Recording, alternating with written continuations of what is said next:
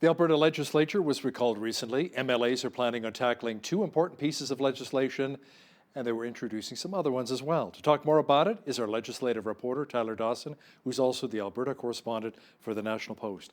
Tyler, one of the bills, Bill 13, deals with local states of emergency, otherwise known as the Emergency Management Amendments Act.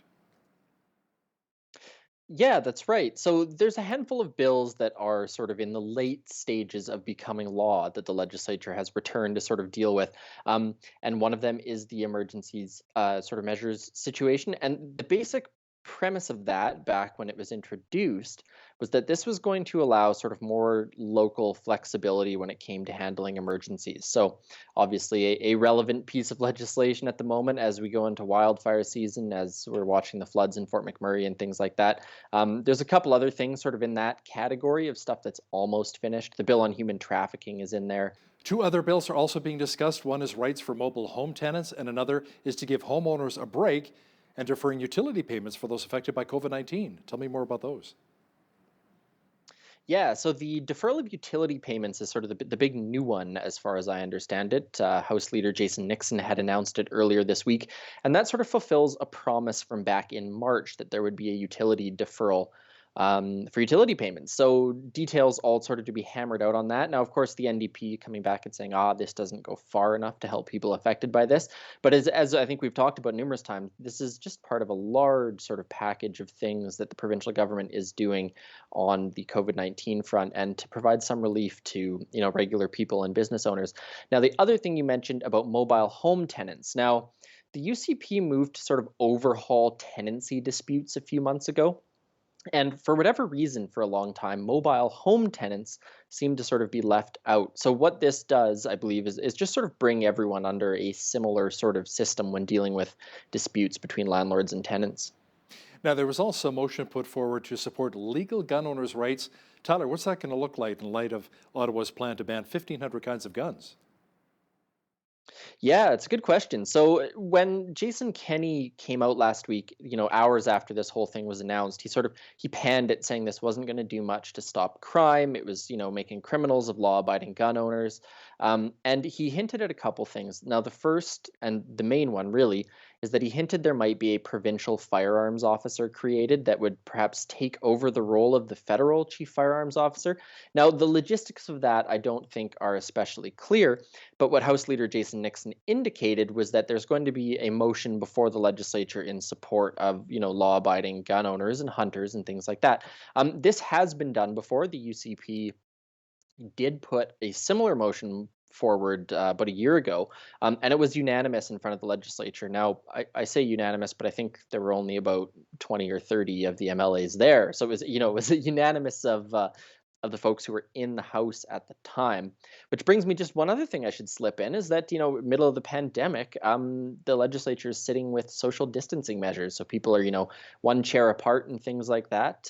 This is not a virtual sitting of the legislature like we've been seeing with, varying degrees of success happening in Ottawa. Yeah, absolutely.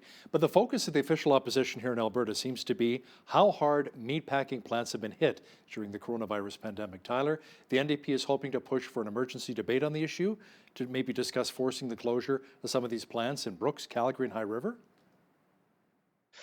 Yeah, the NDP has been hitting this issue really, really hard. As I'm sure viewers would know, there's just been hundreds and hundreds of cases linked to these plants and deaths from them as well. So the NDP, getting back to their, workers' roots maybe a little bit on this one. Question period on Wednesday, this came up numerous times, saying that not enough was being done, not enough was being done.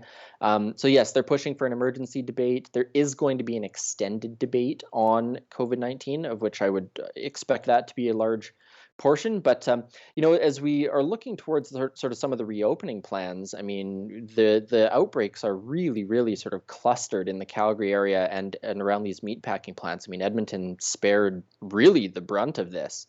In many ways up here in Edmonton, life has not changed all that significantly. It's like living in a totally different jurisdiction, I think, compared to the scope and the impact of the pandemic elsewhere in the province. And the province has recently announced reopening the economy in different phases. The next phase will not begin until May 14th, so you and I can finally get a haircut. Yeah, as viewers can see, I'm losing the battle against quarantine hair, and I haven't quite got desperate enough to pull out my dog trimmers to give it a go myself. But yes, that's right. May 14th is the planned date. Now, when the premier announced this, there was not uncertainty. That would be the wrong word, but he was very careful to say that this is all contingent upon what's happening. So May 14th is the date set for retail to open. That will include stores. That'll include hairdressers, as you mentioned. That'll also include restaurants, bars, cafes, not nightclubs, but it will in theory include pubs. It's sort of that's a tricky little situation that's dependent on what liquor license an establishment has. But assuming cases continue to go down, assuming cases continue to stabilize, um, things should kick off May 14th. That fingers crossed. And then the other phases, there's two more phases. Those will sort of roll in depending on how things go. Lethbridge West MLA Shannon Phillips brought up an interesting point recently in that who's going to pay for the research and testing as the Alberta economy slowly reopens? Yeah, the NDP's been hitting quite hard on some of the, unknowns on these things. So part of the relaunch plan, which actually Jason Kenney announced way back at the beginning of April in his televised address, was that there was going to be this massive expansion in testing capacity. So the question that Shannon Phillips raising, who's going to pay for this? Where's that money coming from? Who's doing the research? Those questions are sort of still floating out there. And the other one that the NDP has been really hammering away on this week in the legislature has been this question of, how is this reopening going to work? They're saying that there's questions about social distancing, about are there cleaning protocols, things like that. And on Wednesday in question period saying, well, why didn't you guys consult before you came up with this plan? Why are they asking questions now? Shouldn't these have been answered? So there's some uncertainty, shall we say, and lots of politics going on as well about the how this is going to proceed. The province has started up an agriculture panel to advise the government. Now, you see, it's kind of like the war room, but a little more useful. Yeah, I think so. The war room obviously has had its ups and downs over the past year, and a bit of a fresh slate maybe with this sort of industry panel on agriculture. So it seems it's mainly agriculture and forestry. There are representatives from the Cattlemen's Association in there.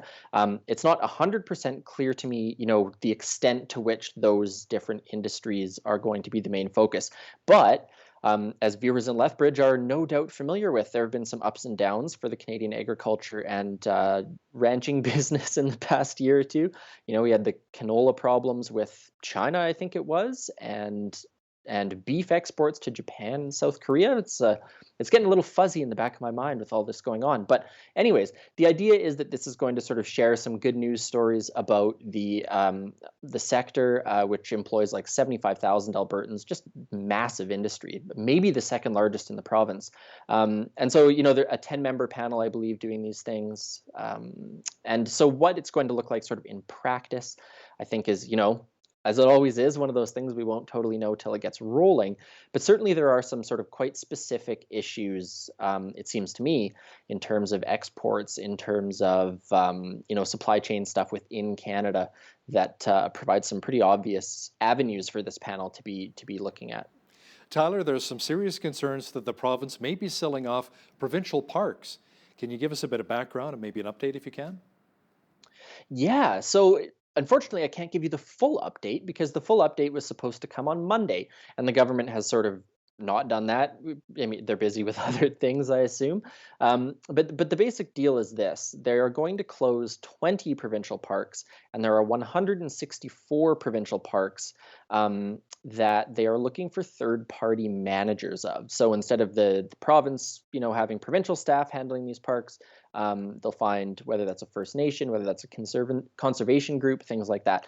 Now, the catch here is that if they cannot find third-party managers, that land will revert to general Crown land. And what that could mean down the line, and that's what sort of came up a little bit this week in terms of people raising some concerns, was that the government could sell this Crown land. There's been some Crown land sales, I believe, down by Medicine Hat that caused a bit of a ruckus some months ago. So the concern is really that if no one's going to go in to manage these parks, they could end up on the auction block, and sort of who knows what will happen to them. Now, this isn't a massive chunk of land. I think we're talking 16,000 hectares all total from all 180 odd parks they're looking at. Some of them are quite small, so we're not talking about closures of like, the sort of whole Nordag region or something like that. But obviously, conservation groups, outdoors people are keeping their eye on this and quite concerned about, what could happen to the park in the neighborhood if a manager can't be found. Highways and bridges across southern Alberta will be seeing $2 billion worth of upgrading, but a question a lot of us around here want to know is how soon will we see the twinning of the Highway 3 corridor? It's a good question. There's been a few highway announcements that, it boggles the mind sort of that they hadn't been fixed yet. I remember we'd almost talked about one up north a couple weeks ago and it was just middle of nowhere, just deadly highway.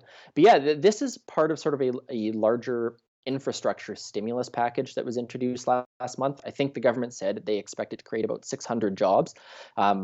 So maybe the twinning is en route. There's also, money available for potholes and things like that. So, we'll see how that sort of all shakes out. There is a list of the bridges and roads that are going to see some work done. That I'd be a famous researcher or something if I could remember them all off the top of my head.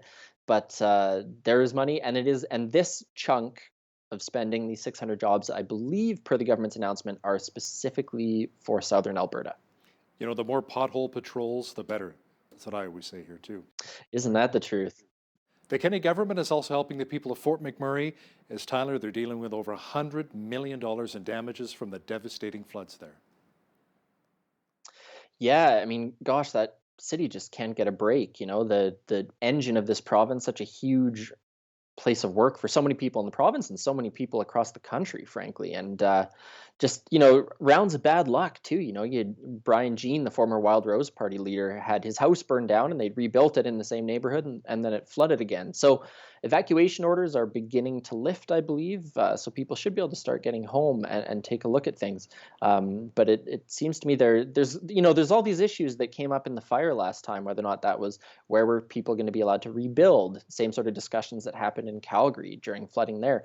So, you got to feel bad for the people there who are going to go back through this whole process of, rebuilding their lives, rewriting, municipal construction guidelines, dealing with jobs and finances and government aid and all this stuff, and all this in the midst of a pandemic. So it's just, gosh, you feel thankful that Edmonton hasn't been hit by any disasters since, I don't know, the tornado maybe.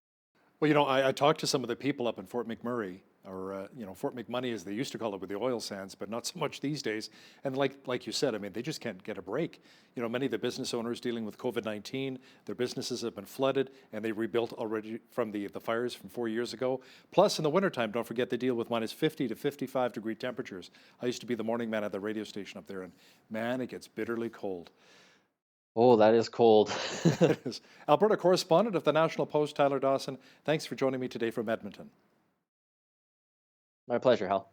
On behalf of all of us here at BCN, I'm Hal Roberts. God bless, and thanks so much for watching.